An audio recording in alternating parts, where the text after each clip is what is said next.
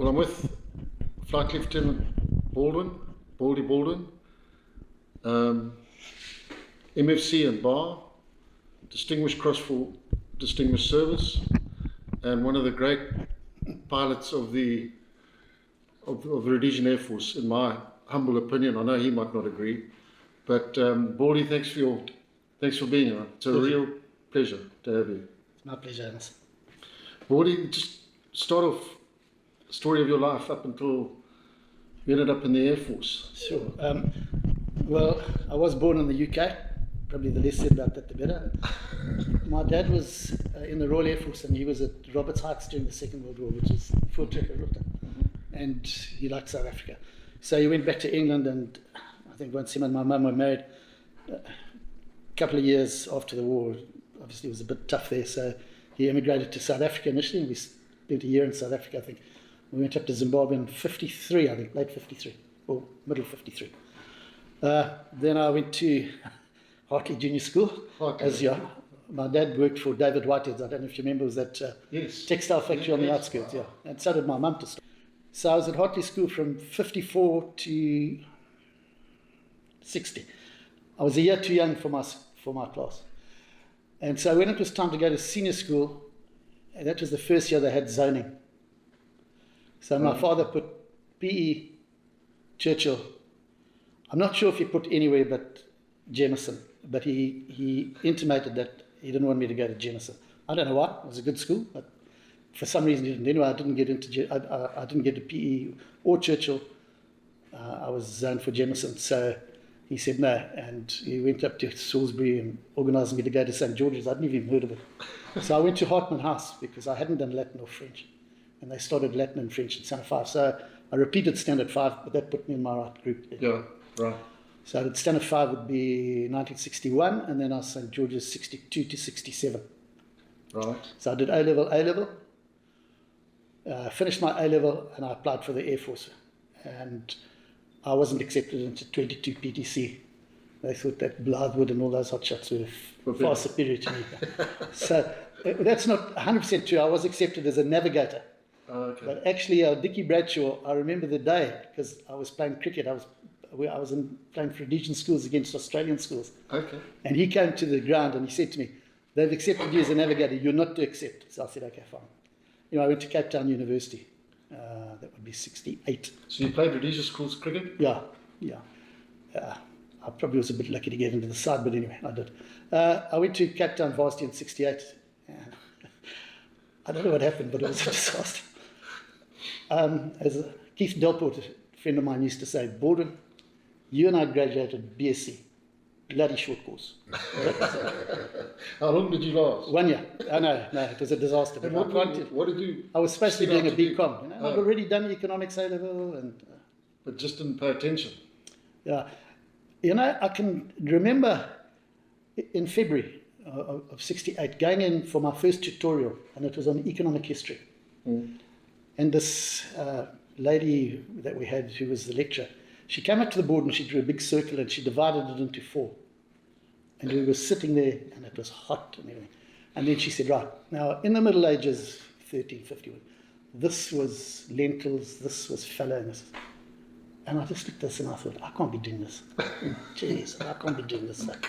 This was your first tutorial? Yeah, my first tutorial. I think that was the only one I went to. Anyway, I got off the train at Hartley and I told my dad the good news. Gee, he was not a happy camper. So he said, "Right." Well, you told him that you'd had enough? Yeah, no, I said, "Listen, I failed completely. In fact, I think I passed Maths and Finance, which was a half course, that was all." So he said, "Right, best you go to the army." So that's what I did. So I went to the army, 1969. I was in 103.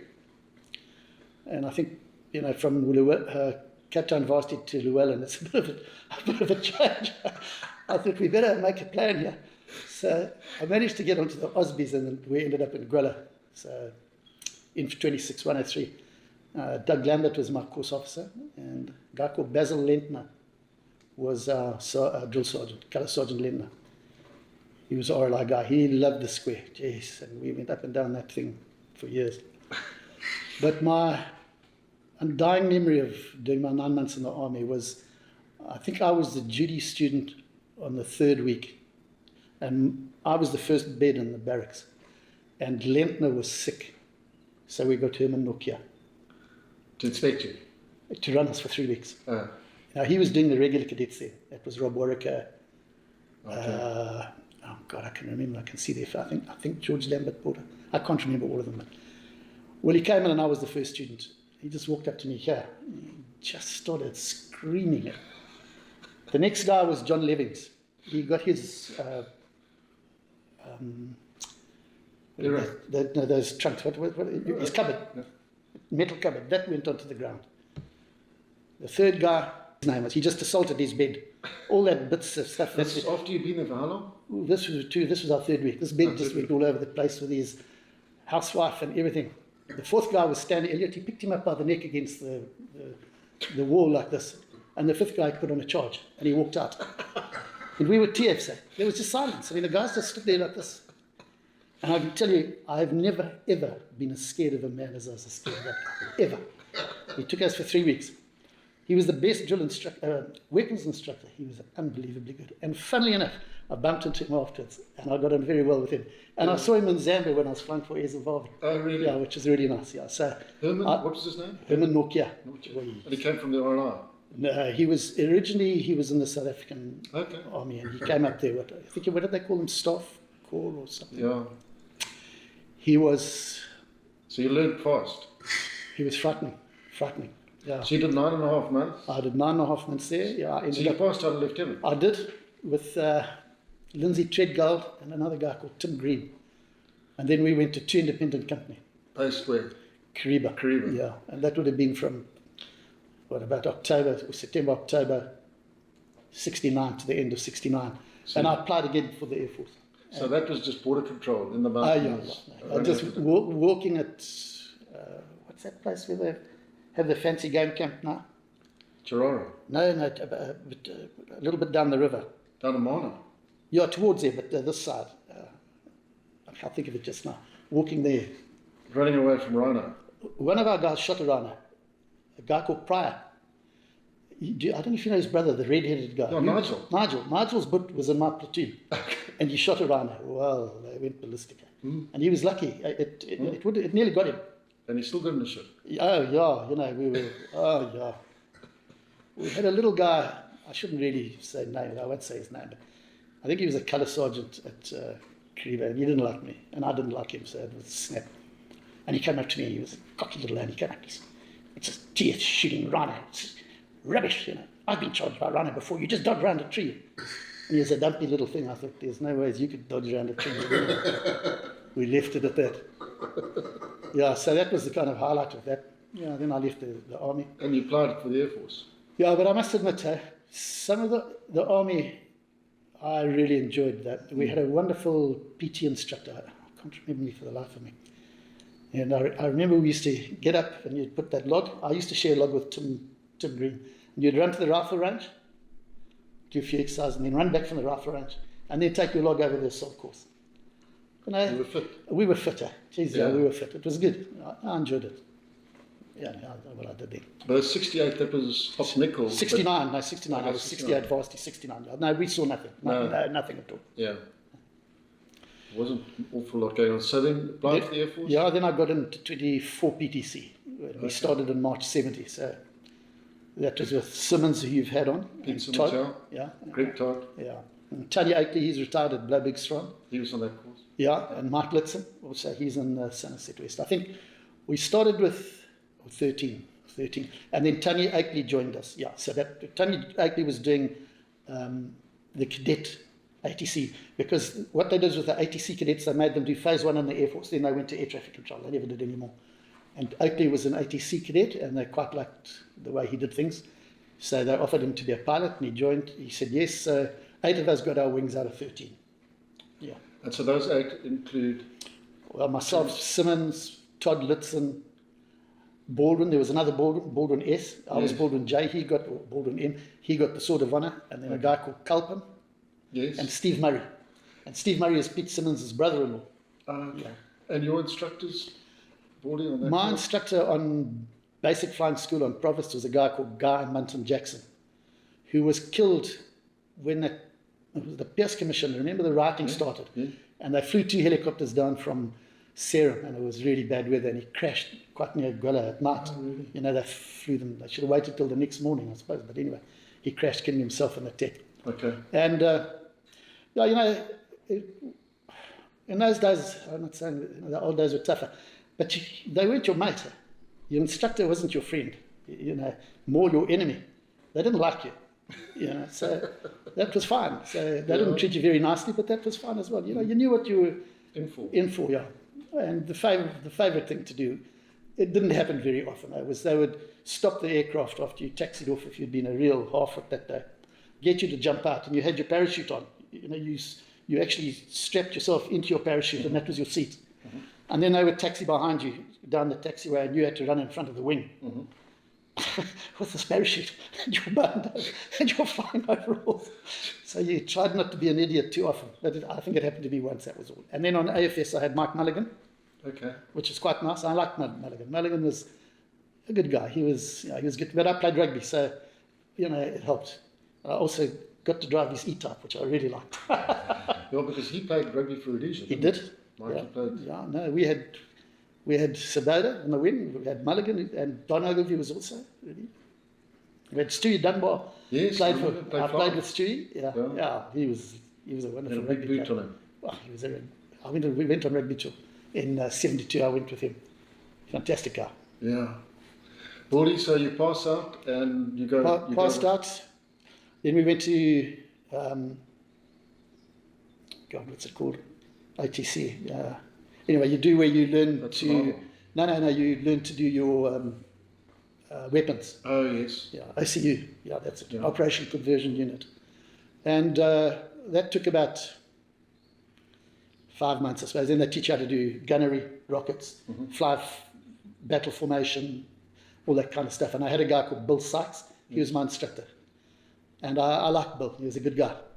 But he was a very large guy. Gee, so when we got into the Vampire, I would be like this, and he would be all over me. You know, 'cause it was a big dude, so you'd sit like this, because a Vampire, very small cockpit. We only flew the T11s in those days. That was the twin engine. So I never flew the FP9, the single engine. So it was Bill Sykes, and we must have finished then around about, I suppose, November, December of 72. I think we got wings in June of 72. And then I got posted to 1 Squadron A, which came right out of the blue, because I was initially posted to 2 Squadrons, so I thought that's what normally, and it was most unusual for guys to go to 1 Squadron.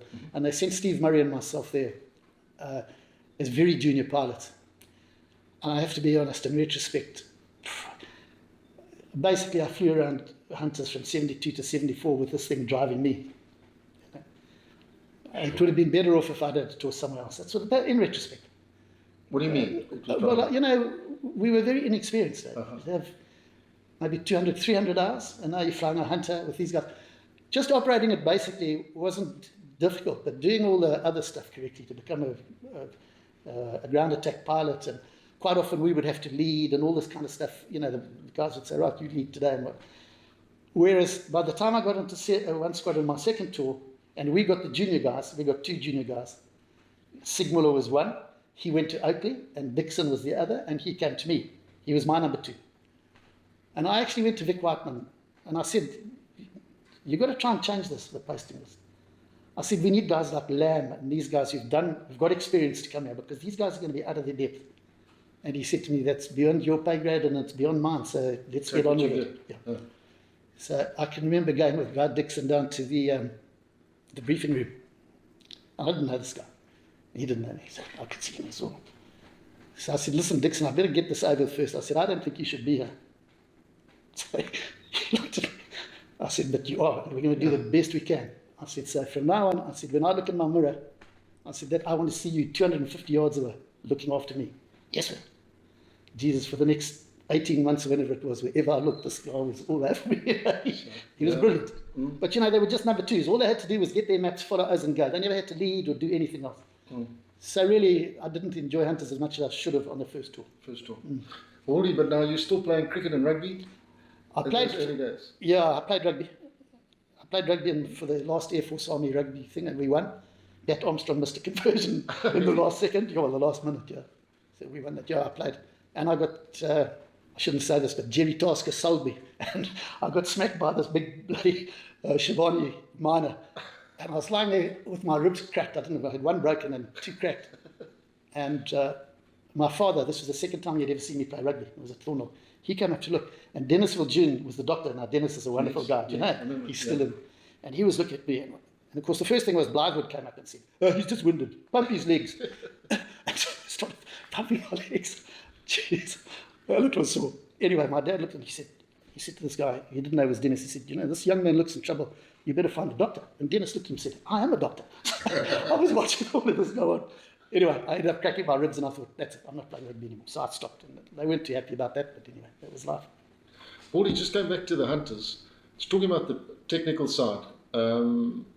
They obviously those aircraft came from the UK, and they were serviced and maintained by UK technicians. No, they were serviced by our guys, but the minor servicing. And the major thing, I think I'm correct here in saying that our engines were sent back to England before UDI. And when UDI came, I'm under the impression that they just kept the engines they had, they didn't give us them back. And so now our guys had to now take these engines apart, and they didn't have the tools for that. So they had to manufacture their own tools to do that. So I think it was ERS, was Engine Repair School. I think they had a lot to do. Right. I'm not very jacked up on the technical side, I have to be honest, but they did a magnificent job. They did, yeah. Magnificent job. So, Baldy, you did, 2 years on hunters in the early years? Yeah, that was 70. I went in there February. In fact, 50 years ago today, I looked at my logbook, not today, but within a week that I first flew hunter. Yeah. I did 72, 73, a little bit of 74, and then I went on a spec weapons course. Which was become a PI, pilot attack instructor, as opposed to a QFI, qualified flying instructor. So we'd had nothing to do with teaching the guys how to fly, but how to deliver weapons. Okay. So we went, there was 3 of us, myself, Alf Wild and Brian Penton did the course together. Yeah. Finished that course, so I thought, oh well, now I'm going to be a spec weapons instructor, and they said, 7 Squadron. Well, during that first tour on 1 Squadron, operationally... Yeah, we did a few. What sort of operational flying did you do? Well, when after that attack on Altima Farm, a week later we were doing these border things. So we would fly up, descend onto Kinyemba, fly down to Kariba, climb up again and go. Just like a show the flag. Yeah. And I remember going on one op, which was a large one in Mozambique, and there were canberras, there were vampires, and there were hunters. There were no army involved at all. And I remember them coming to brief us. And every Tom, Dick, and Harry from headquarters, as far as I could see, would stand up and have his say his bit. And the guys were starting to look at their watches and thinking, "Hey guys, we've got to go." Anyway, we went, and our Glob Paja, Doug Paja, his nickname was Glob, was he was the lead navigator. So it was on him. When he got to flying clothing, he's quite a fat man. That's why they called him Glob. He couldn't get into his flying overalls. And what had happened was Bill Stevens had gone and got them to double stitch across both the knees and both the elbows. And this guy was leading it, and he was panicking. He couldn't cut it with his dinghy knife. And eventually, of course, Bill Stevens was nearly paralytic. He could hardly move. He thought it was so funny. But anyway, we went and did this big strike, restrikes and dust and everything. So this would have been on behalf of the Portuguese. They were still there. Well, I think it was. I hesitate to point fingers, but I think it was a result of a recce, and I think I think they confirmed it was a bush pig and a bloody jackal or something. There was nothing there. But it was supposed to be a camp attack? Yeah, it was supposed to be a camp attack, yeah. It was a bit, but still, it was the start, you learned things. It wasn't all plain sailing. It was very easy to be critical, but it was a bit difficult to start. But otherwise, very little. But Baldy, you were disappointed being sent to 7 Squadron? Wow, undoubtedly. I was not happy here. But after I'd got there, first of all, then I realised I was in Salisbury. Now I was much happier about Salisbury. R&R was now in Salisbury. I didn't have to try and drive up from Gwilla to Salisbury every weekend. So, and then after I got onto helicopters, it was fine. Yeah, it was fine. I enjoyed it. A lot of it I really did enjoy. So you did quite a bit of fire force? Oh, yeah, I did a lot of 7 Squadron, was good. But I got there 74, must have been about October 74, I suppose. My instructor was a guy called George Wrigley, who I have to say, out of all the guys I flew with on helicopters, and you flew with nearly everyone because you did safety pilot for instrument or anything, I thought he was head and shoulders above everyone. Really? And he's not a mate of mine, I have to be honest. I thought he knew exactly what he was doing in that thing. Yeah, he was good. And so 75, I went for 3 months leave as well, which helped. I got involved in a couple of small schemes, but it wasn't much. And I have to be honest, 75, I'd say most of the things we went on, minimum 8 out of 10 were lemons. And then 76, then I think, then it started to get a bit more exciting. So the first big punch-up I was in that one with Pete Simmons and Roy Makovich and the K-Con, which in fact is today, 28th of February. Really? Yeah, it was the 28th of And February. what happened? That one on Chibara Hills, Okay. where we lost those guys, I think White and Cookson and Deirdricks. Okay. Yeah, it was today, February the Just 28th. talk through your recollections of that. All I remember is getting up early in the morning and going up to the stick. And I remember Simmons and Makovich going, and Simmons said to me, just do top cover for a bit. I think, I have to be honest with all of this, we're talking about 45, 50 years ago, so my memory might not be as sharp as it should be. And I remember looking and seeing the hills run down, and I remember saying, why don't we go and pick up a stick? So we went and picked up the trackers, and we leapfrogged about 2 Ks, and I chucked them down there, and I went. I don't even know if that was the right direction, to be honest. Flew around a bit, not much happening, and Simmons sent us, said, go and sit at this, I think it was a school we were at, I was with Litzen. I'm not sure, and we were sitting there, having a kip and Well, they're on tracks. well, yeah, Waiting for something to and we never got, I can't remember them saying, look, we're right there, get ready. We were just sitting there, and then suddenly I was sitting with the radio, and Simmons said, get here quickly, Baldy. He said, we've taken some casualties. So then we went there, and I don't remember much about it. I do remember going to, I think it was Rosambo Mission. It was Richard Smith. I think National Parks. Yeah, he was in the back. Yeah. He was in the back with us, and I could see obviously he was stressed. We dropped him off. We went back, and my memory of it is very hazy. And I looked at my logbook. I did 9 hours 15 flying that day. That's a lot in a helicopter. So we must have been doing other things. It was a rolling. It was then obviously it was position, pick up guards, do everything. Yeah, but it wasn't really a good day for us. It was a bad day. No, Yeah. I think 4 guys. Yeah, killed. 4. Yeah, shame. So those casualties didn't occur at one time. It was a sequence. I think Cookson and Deirdricks were shot at the beginning. I wasn't there. I think the very good tracker, what was his name? The guy who used to use the shotgun. No. But Roy Makovich's guy. I've got a feeling his name was White as well, wasn't it? Could have been White. Anyway, he was killed later. But Doug Wilson was actually on the same. We were on the same recruits course. Yeah. Online recruits course. Yeah. And then after that, really, because then I'd been on 7 Squadron a bit, so then I started to fly K-Con more and more. And then obviously it was, and I used to like flying K-Con and going with the RLI and Fire Force. That's what I used to like. One commando soldiers, Doug Cookson, Chris Deirdricks, Pete White. Pete White, that's it. Right, yeah. Richard Smith from a tracking unit. Yeah, Pete White, that was a very good tracker, yeah. I didn't know him, but yeah. So lots of, the really things I didn't like, which fortunately I only did 2 or 3 times, was when you had to go and sit somewhere near the border in the middle of nowhere. Well, Giuseppe or his guys went in and you were hot extraction. I did that, I remember doing it one time for nearly 10 days. You just sat, you couldn't fly, you could do nothing. I think I only had to pick up one lot of guys with the net, yeah, and then we went, once we were clear of where the bad guys were, we went and dropped off and put them back. What had happened there? Where was that? Oh, it was somewhere in the east. I can't Mozambique. remember. Yeah, Mozambique, yeah, definitely Mozambique. Yeah, but Fire Force was nice. I liked that, particularly Mataka. I found it was the easiest place. There went so many trees. And, I had, one thing I do remember is having a Floppy Forbes. I don't know if you know Floppy Forbes. He was at school with me, but he was quite a lot senior to me. And I think he was an agronomist. And he came to Mataka with his guys, and they were TFs. And boy, they were hot. We had 3 punch-ups that I think it was 3. And they were absolutely, they were as good as the RI. I couldn't get over how good these guys were. To be given an opportunity. Yeah. I can remember the one guy was a corporal, tall, rangy, thin, brown, tough-looking guy. Jeez, he was dynamite. Yeah, so they were good. It was really nice. I enjoyed that. Baldy, changing the subject slightly, these photographs here. What? Yeah, that was my initial. And this. Okay. And this one here. What happened here? Well, this was a fly pass that we did in the trade fair. I think 72 with those guys, and we're all in our flying overalls. And some guy from the Herald, from the Chronicle wrote and said, you know, you look a bit manky, you don't really look smart. So Dag Jones, who was our boss, said, right. So we got into our best mess kit and took our band dams, and so there we all, where we put on our mess kit, and we sent that photograph to the Chronicle. I'm not sure if they published it. I think they did. No, that was just some of the photographs we had then. Baldy, yeah, just we're jumping ahead a bit, but I've got your charge sheet here. Yeah. One of the darker days in One of your my career. darker days in my career. Well, I kept that because I thought it was so funny, the actual charges, you know. That was... Drunkenness, Yeah. contrary to paragraph. Yeah.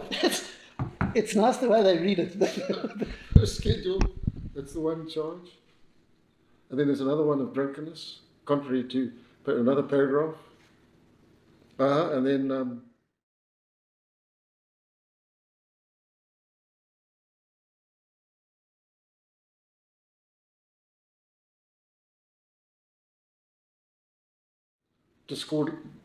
disorderly behaviour, Yes. contrary to paragraph Yeah. 17 and 17.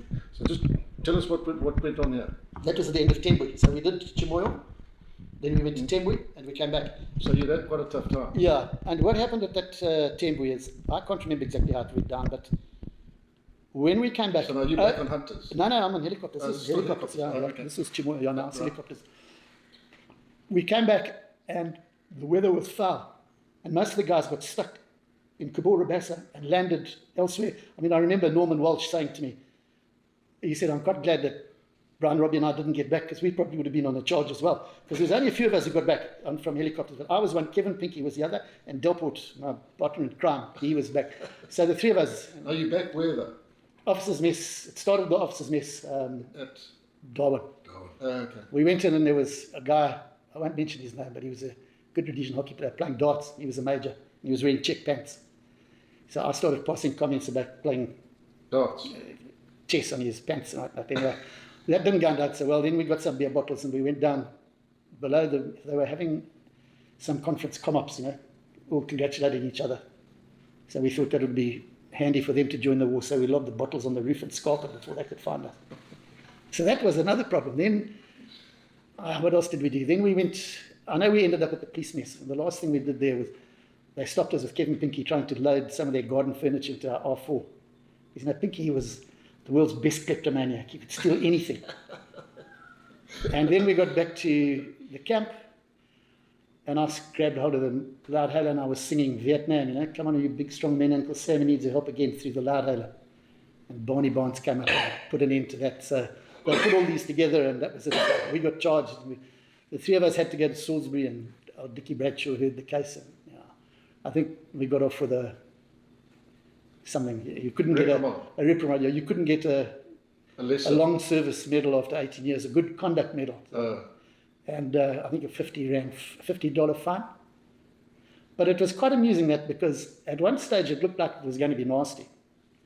So the three of us went to the University of Rhodesia, and we asked our Dick Christie if he'd defend us. Yes. And Christie said, gentlemen, it'll be a pleasure to defend you. Wonderful. Which is very nice. And they didn't get any better than that. No, so basically they whispered in, just go in there, take your punishment, shut up and do what you're told. So yeah, because he was the dean of the faculty. He was a faculty. wonderful guy, because he used to fly for us. Yes. He used to come and fly.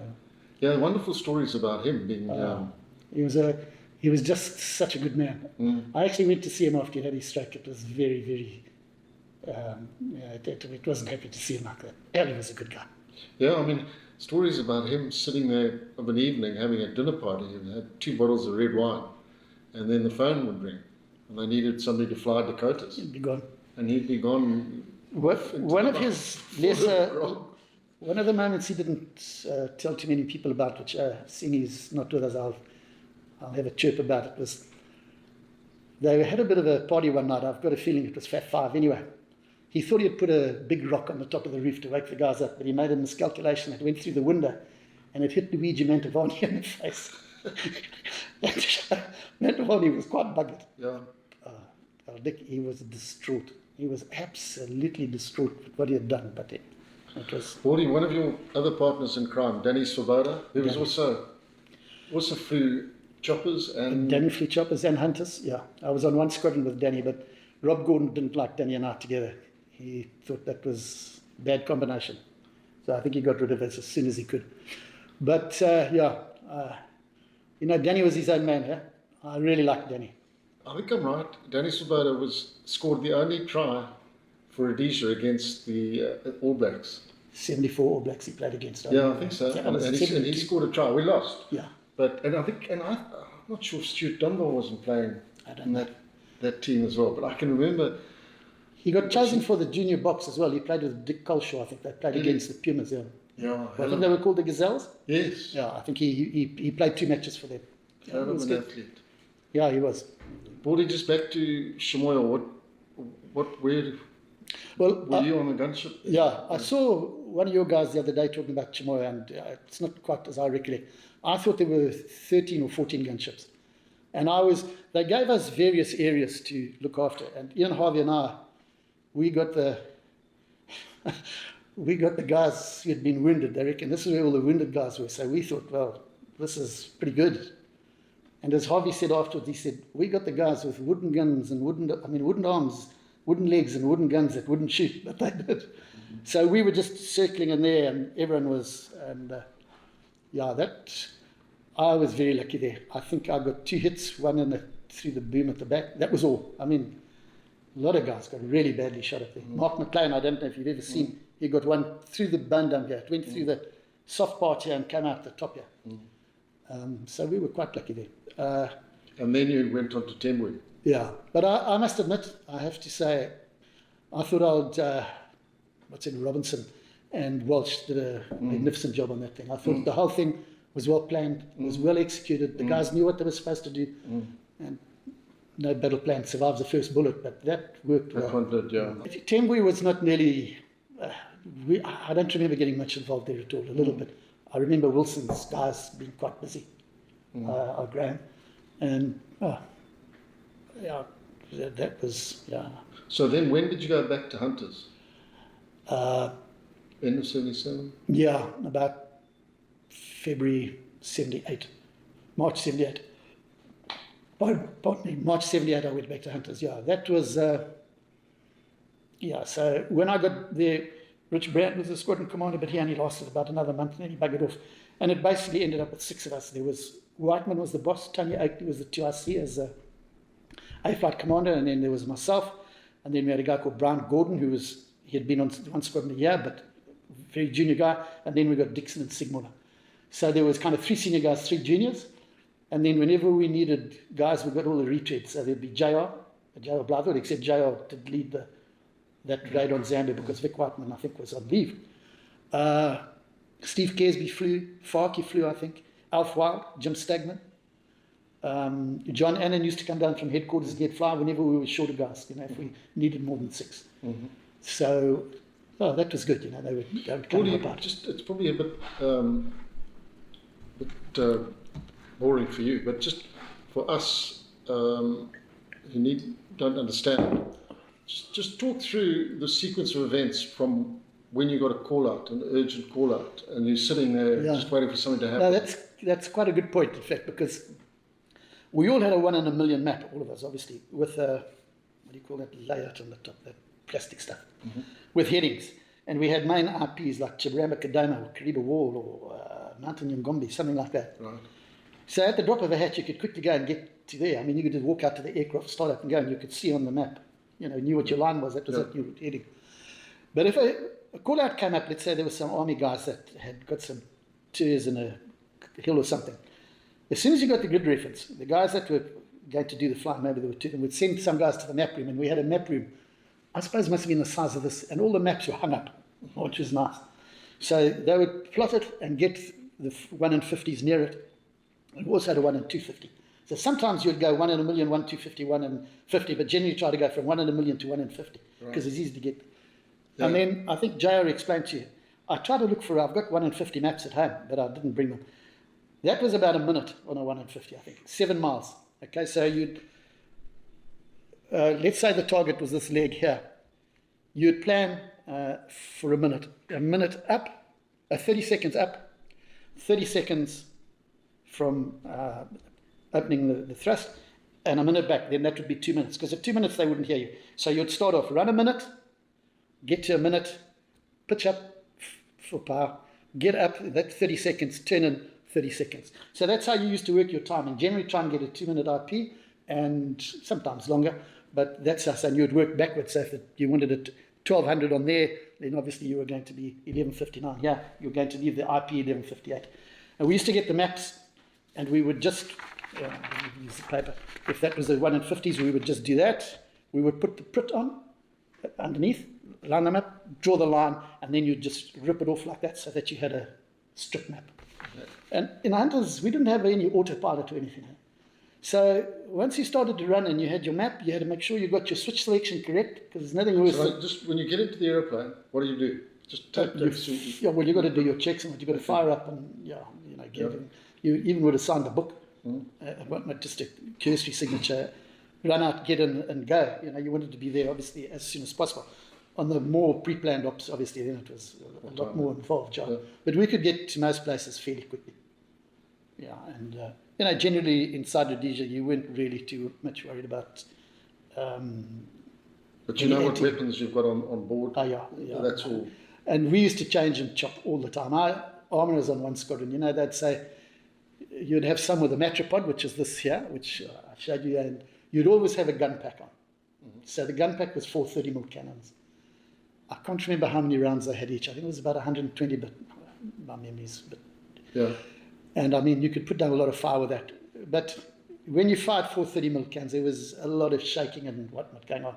So what I used to do, you had a selector, you could either do the 2 outboards or the 2 inboards. So I just used to fire two like that. So it was better. And then you'd have 1,000-pound bombs. Sometimes you'd have Frantank. That would be on the outside. Because generally the inboard tanks were 230-gallon tanks. Right. Otherwise, we had no range here. Mm-hmm. And as far as, if I remember rightly, that a handspan on a 1 in a million map was bingo lights. So your fuel gauge would go down. Fuel gauges in airplanes are notoriously inaccurate. But we had these 2 lights here called bingo lights. So if one came on first, then you would feed out of the other side till the other came on. When they were both on, then you knew you had 1,500 pounds left. And you could get back to Thornhill with that. Just climb straight up to 40,000 feet, get to 40,000 feet, throttle back, and then you would glide for as long as you could, and then just turn in and land. So, a lot of it it was off the cuff planning, but not for the, obviously, like that Op Dingo with JR, was it Op Dingo? Op Gatley, where JR led the hunters when we had that strike into Zambia. Yeah, So, Baldy, those maps, you just got to keep.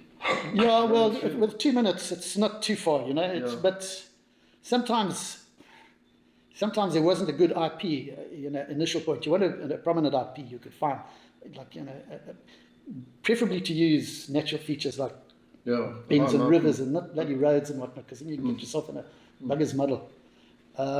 Mountains, lakes, dam walls, that kind of stuff. Oh, so that's the kind of thing. What I was trying to say to you, when I was on one squadron as a junior pilot, the first time I was clueless. Well, the second time I had more of a grip. Will you talk us through this this TED op, which we've got photographs, and how it all happened? Can I just want to... Well, this was the photograph that was taken from a camera of the... It was the civilian side, it was a civilian runway at Teta. It wasn't the main runway, it was on the other side of the airfield. And I'd see the date as the 3rd of June, 78. And that ring on that hangar there, they said from int they'd received, I presume from captured terrorists, that's where a whole lot of landmines and ammunition and whatnot were stored. So we were tasked to go and do that. And then 2-3 days later, they said, no, don't bother. So that was it. And then December 78, they suddenly put it on again. I can't quite remember the sequencing of how they decided what we were going to do, but I know that headquarters came up and they said, your normal safety height after you, when you launch and you pull a 6G, you get overhead the target, it's 500 feet. I've been racking my brains. I should have phoned JR, but I can't remember if the safety height for this was 2,500 or 4.5. I have a feeling it was 4,500 feet, which is a long way out compared to what our normal release. So we weren't sure exactly what was going to happen with the ordnance. So I went across, because I was a 1 squadron weapons instructor. I went across to 2 squadron. There was John Blythewood, I remember. There was Delport, Farkey, or Justin Fark officer, Alf Wild, And I said to them, what do we do here, guys? And we will put our heads together.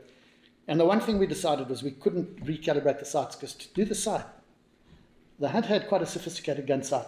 It meant jacking the aircraft up, putting it on jacks, and then you had a board with various lights on it.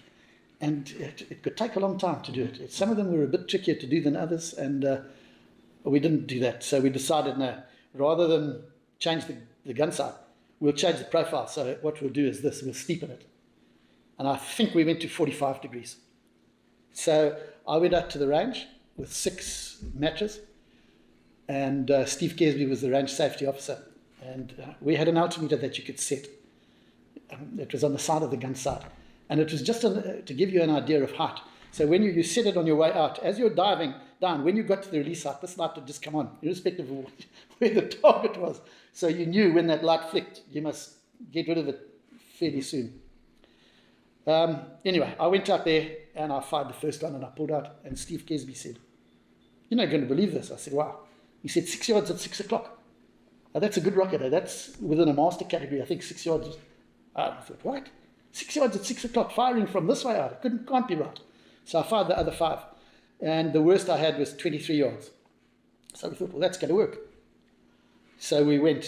Now, And the target was, what were you told it was? we were told it was a whole lot of ammo. That's where they were Ammo, storing, okay. I presume, landmines, Yeah. rockets, Okay. things. I have to be honest, I was very skeptical. I was very skeptical. Anyway, we went out and we did it. We planned it. Whiteman was 1, I was 2, Annan was 3. Can't remember who was 4. We went to Tet. There was nothing else, just us. We came in and descended. And Vic Whiteman went down first with guns. So he said to me, "What do you do with guns?" I said, "Well, I don't know."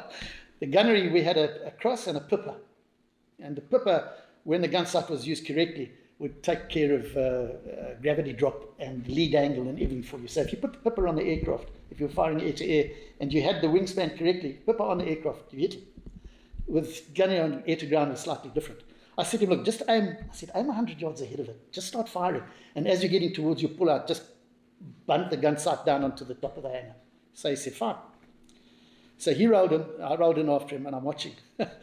And I saw him fire. And at this time, we had some really duff ammunition that we had bought, and they couldn't identify it. I don't know why. And what was happening is you'd go down the dive, pull the trigger, there's 30 mils, it would go out in front of you, and about 20 yards in front of you, it would go. Yeah. And it was a hell of a disconcerting, because you just saw this big white flash. And what was even worse was the engine was ingesting it now. So we were getting lots of little shrapnel holes in the impeller blades and everything. It happened quite often to me and quite often to Tony Oakley.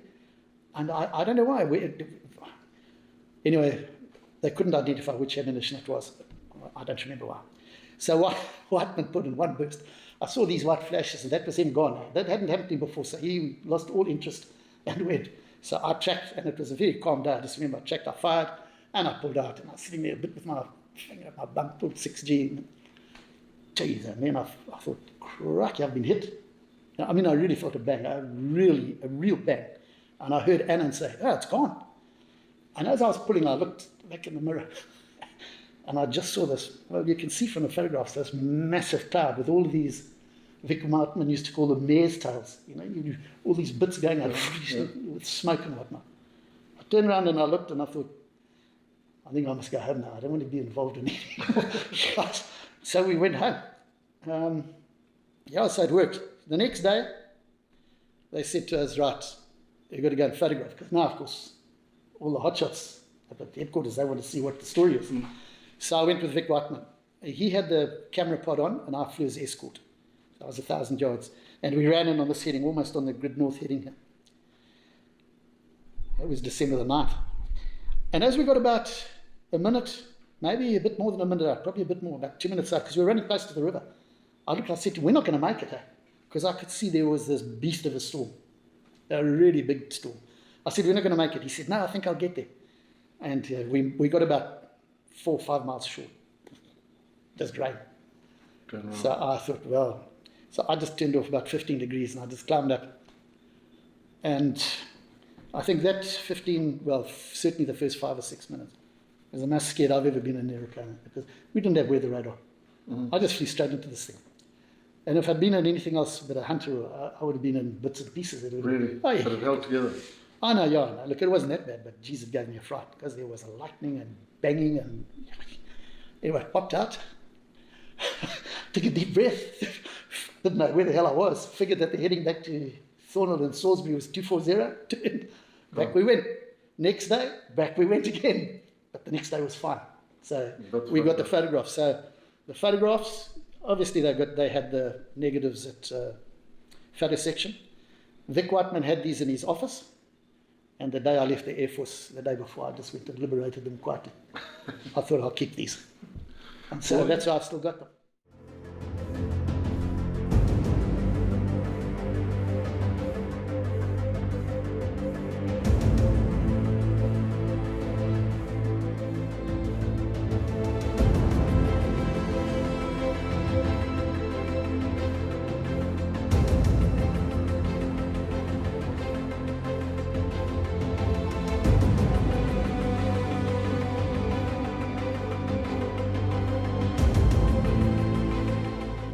Talk about anti-aircraft fire and Strela dealing with the heat-seeking missiles.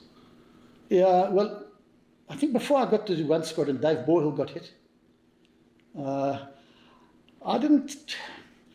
would say probably Strelas, I probably saw max of maybe 10, maybe not even that. The first one I saw was in Zambia, and I don't quite know how to explain it, but I was flying along here. I don't know what we were doing. And I just suddenly saw this thing. I think they fired it at Cocky Beneke because I was talking to Cocky. And my first impression was I couldn't believe anything could go so fast. Really? I just couldn't believe that it could be so. It just was, and it was gone. But with this trail, so I just turned and rolled out. And I just went straight down that towards, I obviously knew that it wasn't going to be from where the smoke was. So but I just went, and I just let rip for 300 or 400 yards, pulled up and went home. I didn't want to stay. And then I think they fired one at me at near Mana. The guys on the ground said they did. I never saw it. And then I saw at least 3 or 4 on one raid we did into Zambia. And that was this business. You know, sometimes we get things, I wouldn't always say it was headquarters' fault, but they like this restrike business. Mm-hmm. And I was totally against that. You go in, drop your stuff and you go home. Don't come around again. That's when everyone's ready now. Mm-hmm. That's when they're waiting. So, and they fired these things. I could see them. And instead of going up into the perch, I just came around low level. I didn't tell anyone this. I was only about 300 foot. I just told you because I remember we were trying to shoot up some trucks and whatnot. And I just, until I'd fired enough away and then just cleared off. And that was it. But yeah, it was. You see, a lot of guys don't know about this. That's the main reason I brought it. It was. Baldy, what's the story with this? Okay, this was the first raid we did in Zambia, and I think it's covered quite well in old Pringle's book. Okay. JR was leading, Tony Oakley was 2, I was 3. And I can remember we used to then do a high dive. And you just power off. We used to turn to 10,000 foot. I can't remember what our pull-out height was, but we had the light. So you've rolled in, light come on, doesn't matter where your sight picture is. You know, the high dive is quite a difficult profile to gauge the wind because if, for example, if it's that target and your sight picture's on the target and you're coming in and you're tracking and it suddenly starts moving off left, obviously the wind's coming from the right. What you've got to do now is to get like that and you've got to pull over here and put the sight now to the right-hand side because there's no gyro helping you here. This is just basically a fixed sight and get it in. So it was easy to get target fixation, especially if you weren't on. Anyway, the light come on and you drop. And as we were going down, I just saw Tony Oakley's. He had this building and they said it was the radio comms.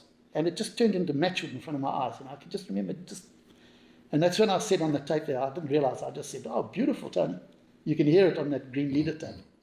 Accelerate. Screens accelerating. Roger. Once we get there, put your doors open. Yeah, as soon as I've got my speed. Okay, go left a bit. Go left. More? No. Okay, go back now. Onto 282, quickly. Ian, put the...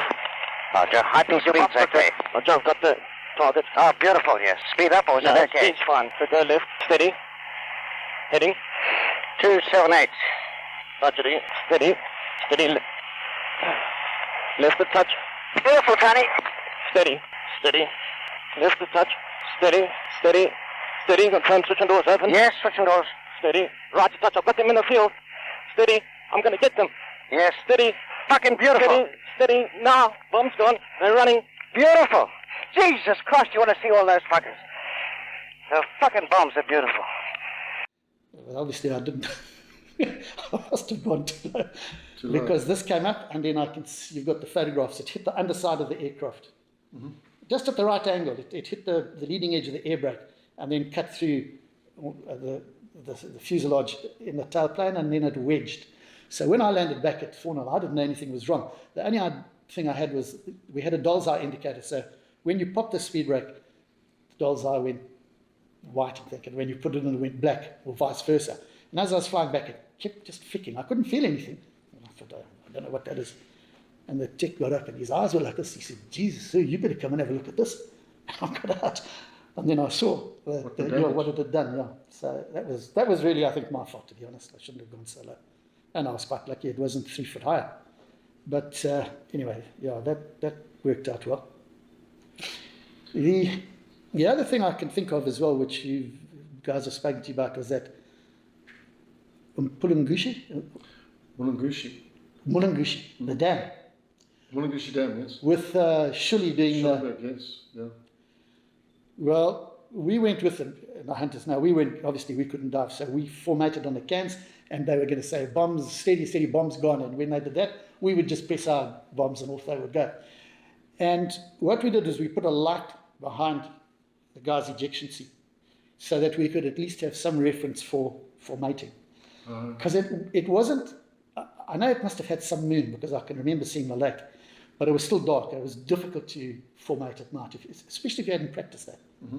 All of these exercises became easier if you practiced. If you didn't practice, then it was this. Yeah. And when Shirley didn't let it go, so I thought, oh, that's fine, now we can go home. He had to let a flare go. Yeah. I don't know for whatever reason it didn't go off. We went off, and then knocks it off. Chris Dixon, I'll never forgive him for this either, ever. He said, no, we're going to have another go. Well, we turned around, and, I just remember, I can't remember who was outside me. Well, he must have gone because I couldn't see this camera anymore. So now we turned around, and I'm looking at him thinking, now what? I just know there's a whole lot of cameras and hunters and everyone around and whatnot. And then I saw this flak coming up from this place. And I looked at that and I thought, I'm very glad I wasn't in the Second World War, because this would have been, they probably wouldn't have even mentioned this, but it certainly got my attention because of the tracer. I thought, what?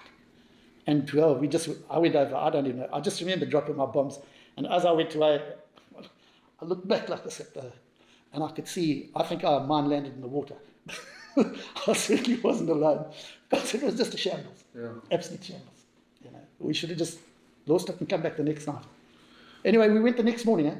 First light the next morning, we were there, and we came in, but they were waiting then. Yeah, so there was quite a bit, but that was quite an exciting day. That Baldy, that hunter strike at what sort of became known as Monte Cassino towards the end when the tanks came in and the armour. Funnily enough, and I think my memory is good here, we were put on standby for H+30. I think it was a scout operation to start with. And Vic Whiteman came in after about H+45 and he said, no, they've got stuck at the first river. That's what I remember. I could be completely wrong. Anyway, H+30 turned into 3 days and 30 weeks. We were still sitting there. Well, we were still trying to get them out. It was obviously quite hard work for the guys on the ground there. It was fairly straightforward for us, but it's very difficult to see where the fire's coming from sometimes. So, but we spent a lot of time there.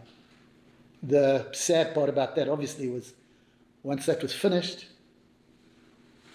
and then a couple of days later, we had to go back there because I think they left some guys in, and they said they could hear a convoy.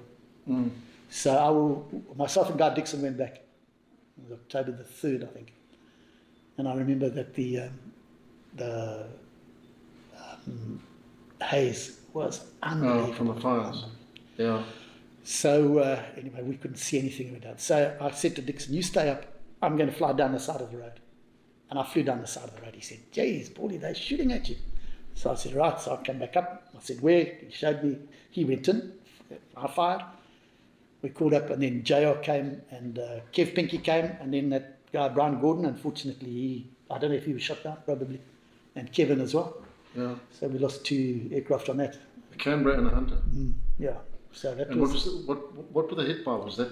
I don't know, but I think by the end they had Z23s, or I don't not the radar ones. I think they had 23 mils and 20 mils. Yeah, it was a bad day. Yeah, but I have to be honest. The Hunter you didn't see when you were getting shot at. You didn't see it. Only time I saw it was at night. You never heard it. So when I flew down there, and Dixon said to me, "Geez, they're firing at you," I never heard it. So I did what you know. You can't see, not particularly worried about it. But I think after that they realised, we only had a limited number of aircraft. We couldn't just go rushing in willy-nilly. No, that's right. Baldy, how did it all end for you? How did it all end? Where were you? What? Well, I remember we had that big op in Zambia just before. Remember, what was that one? That was about the last main op, I think. Makushi? No, it was, we all went over the other side there. That was when, I see it was mentioned in that book. Everyone thinks I put old Dixon out to dry. But I said to him towards the evening, I said, go down and pull out at 3,000 feet. I said, and I might be able to see where they're firing from. And that's what happened. So he went into the dive and 3,000 and pulled out high, but I could see him. As soon as I could see them shooting, I said, okay, fine. Then I could see what I could aim at, and then I could turn in and do that. So we did that a couple of times. That was it. Then we had that big flurry right at the end. And I think the last op I went on, we went to Mozambique. Vic Whiteman led, I think we did about 4 or 5 strikes that day. And then the last one I led, we went into Mozambique and I spoke to my chummy, Dave Berry. I was at school with Dave Berry. Okay. Yeah, he was on the ground. And we dropped a few bombs and we came back. The next day I went to the hospital. I had a big lump on the side here. And they cut that out. So that was me finished. And I signed on for 10 years. And I did 10 years. So you stayed on afterwards? No. If there were, I think as far as I know, there were only 2 guys who weren't offered a permanent commission, what they called it. That was Squadron and myself. But in my last year on one squadron, they said, okay, you can have a permanent commission. Because I got flown up to see the commander in February of 79. I wrote a letter saying, I used to write him quite often, once every other year, saying, look, I have the honour to request that I might leave. Because I wanted to go commercial flight. Anyway, Jesus, he sent for me. Commanders don't speak to crappy little flight lieutenants. And I went up there and he basically told me, go back there and wind your neck. And he said, I'm not worried about you leading other people astray, but I'm worried about you leading these young guys. So I said, yes, sir. Went back, did what I was told. And so they said to me, you can have a permanent commission. But I said, no, thanks. And I saw Harold Griffiths was the OC fly. And he said, what do you mean no? And I said, well, I don't know if this war's going to end. I said, if after the election, if we win, they're going to carry on fighting. And if they win, we're going to carry on fighting. I said, I've done my 10 years. I'm quite happy to go fly commercial now. Anyway, it didn't come to that. I left on March the 1st, just before the result. Oh, really? Yeah. I went to headquarters and, I don't know, that was a Friday. Got dressed up in my nice suit and went and they signed me out. And so that was it, yeah. A lot of times I wasn't all that happy there, but geez, when I think of it now, a lot of it was great. A lot of it was great. Great bunch of guys. You'll never have friends like you have from those days, ever. Yeah, surely one of the great small air forces I think so. in history. I think I think in a way we were a bit, I suppose, like the army. We didn't really know we were in a war until it was too late. We kept trying to pretend it was a coin skirmish. Yeah, and it was just getting bigger and bigger. Yeah, we never really did the things we had to, like blow the bridges and all that kind of stuff. The Zambian Air Force got airborne a few times. Yeah, I saw the MiGs twice. Both times we were told not to take them out. The one time near Lusaka, we were really well positioned.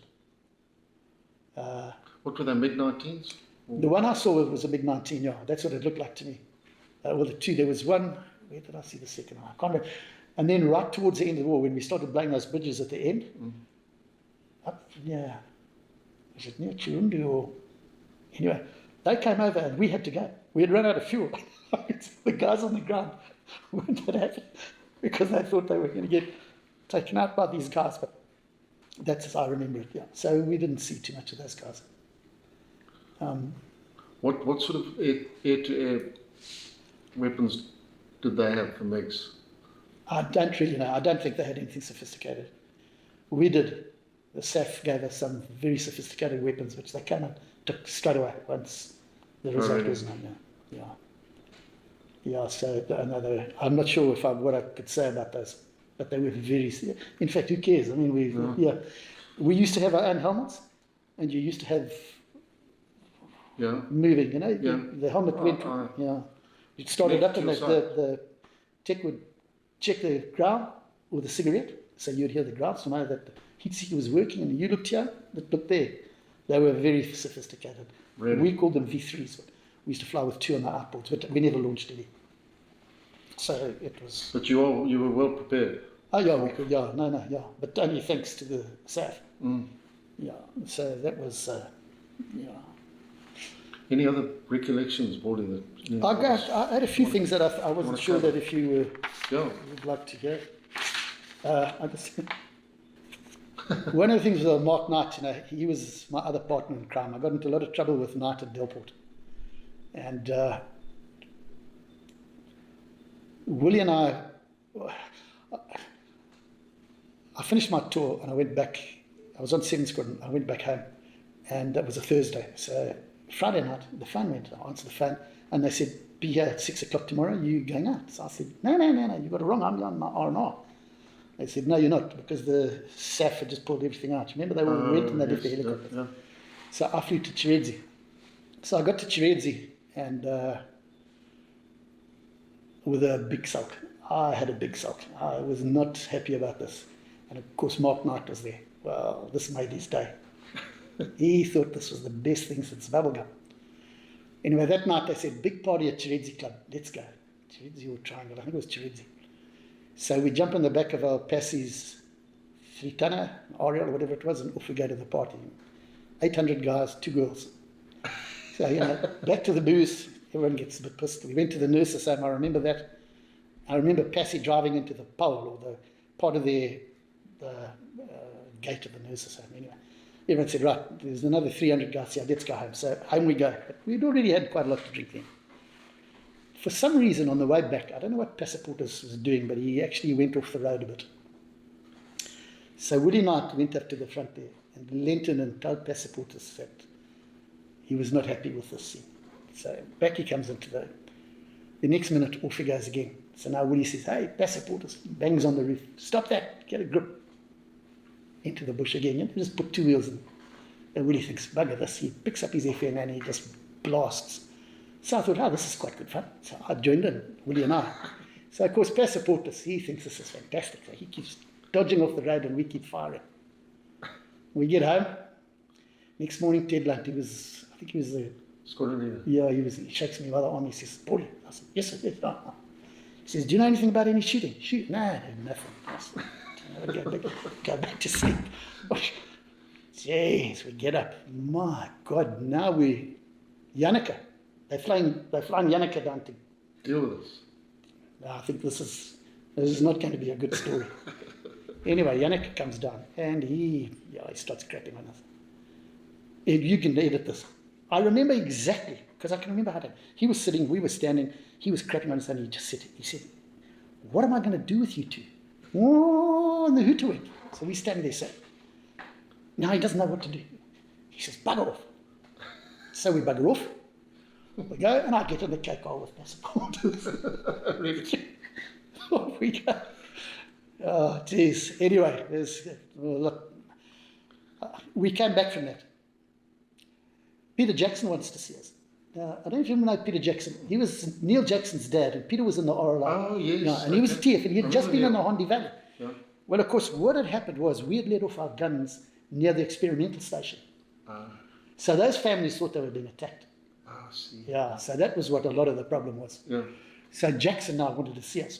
He brings his daughter, and he's now saying to Willie and I, "What did you guys think you were doing?" And we say, "Look, Mr. Jackson, we're terribly sorry, for really bad, very bad." He's saying, he said, "I said to my wife, because we're all under the bed, here come the mortars. The mortars will be next, because I've just come back from the Hondi Valley."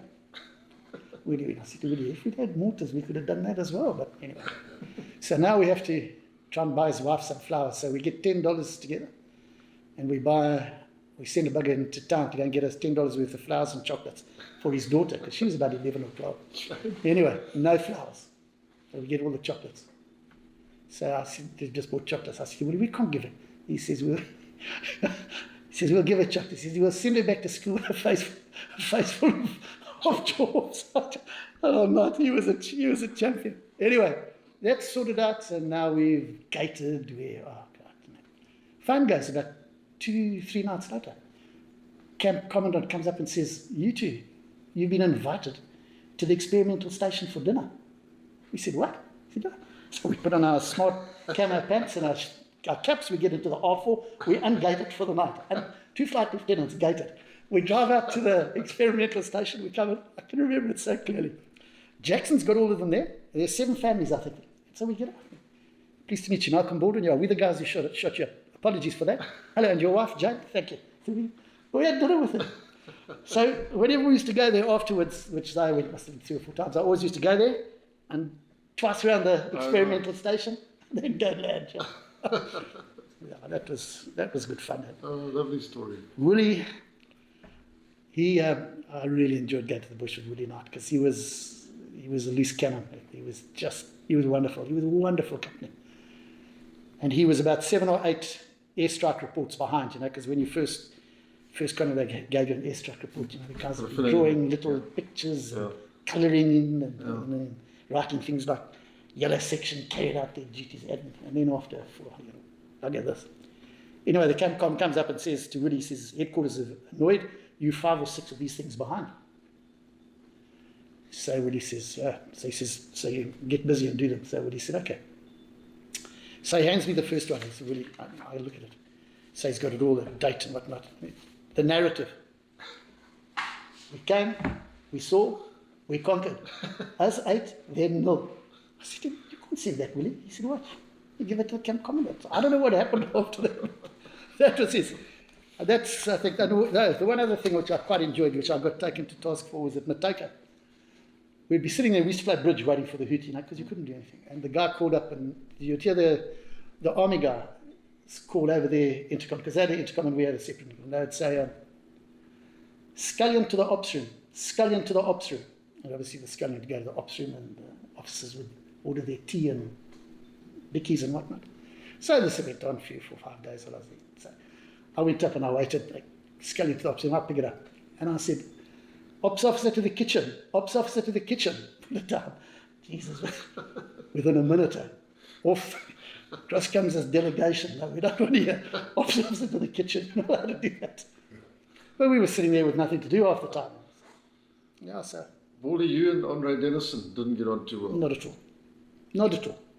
Yeah, I don't want to speak ill of the dead, no. We just looked at each other and, yeah, it wasn't a happy scene. No. I'm glad you brought that up because, Hannes, flying with guys on helicopters, I don't know if I should say this, but it was wonderful because there was such a good rapport, genuinely. But, sometimes there wasn't. And there wasn't a rapport with me and him, not at all. I can tell you that, yeah. And I'm not saying he was blameless, but I'm just saying that didn't happen. Because the army guys liked to make sure they were in control of their troops, which was fine. But sometimes you were flying with a guy who didn't know where he was. First off, you put a guy in who's not used to being a KCAR commander, you put him in, he's facing backwards for starters. You're going around like this. You've got to try and show, especially the newer guys, with Vondel's and Strongs and Makovich's and all those ones, they knew which way what was going on. But some of the other guys, it took them a bit of time learning. And you'd say, well, look, this is it. And so, I can think of 2 or 3 guys that I didn't get on with, and they didn't get on with me, and that was fine. I could live with that. But I'll tell you one thing, and this is a true story. The guy got in, he had never sat in a KCAR before, he had never been in a directed troops on the only thing before. I looked across at him, and I thought, well, this is going to be a problem, because he had his helmet on with the MIGTEL here and the mask here. So I had to say, excuse me, sir, you've got to wrap that round, Which, in fact, I made a note here. We should have had KCAR. Yeah. I don't think we did. Even if it was only for 2 or 3 days, just to give the guys that basic grounding and get going. Yeah, such an important job. On the job training. Yeah, that's it. And, which is another thing that lead me. I mean, I know they had that meeting once with Comops, and Reed Daly stood up and said, you know, we've pointed you onto so many guys who you've missed, which is true.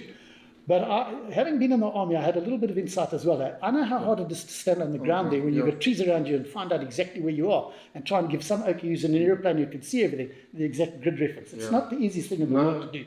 No. And that was a problem that we never solved, particularly from the scout side, was how to put us onto them quickly. Because by the time we got there and they're talking, they just slipped off. That was a problem. Yeah, but I know that Ron did have some problems with the Black Scouts when these fire forces didn't perform, and generally, for whatever reason, the RLI Communication was the most effective. Yeah. And these guys were getting pissed off because they put a lot of work into finding the target. For sure. And then when it's a balls up, they were really. Ron was getting it in the neck from his guys. They were saying, "Hey, what's the point?" No, I understand that. But we needed a marking technique, which sadly we never perfected. Yeah, we needed, you know, and I was always a believer in. I enjoyed the contact most when we initiated it from the KCAR. Not when the guys on the ground did, because when the guys on the ground did, they were in close proximity. Now it became a hassle. But when we did, and before we had dropped the guys, and then my thing was, I think it's called Schwerpunkt, you know, from German. In the second rule, you put as much down as quickly as you can. I just used to tell my guy, fire, just fire, keep fire. He said, what about ammunition? We'll get more. Fire. No, yeah. But it was, you know, my admiration for the guys on the ground. Well, even, you know, what they went through there and how they just went there. They didn't stop and they went. It was good. Baldy, thanks, man. Pleasure. Fantastic. That was good, John.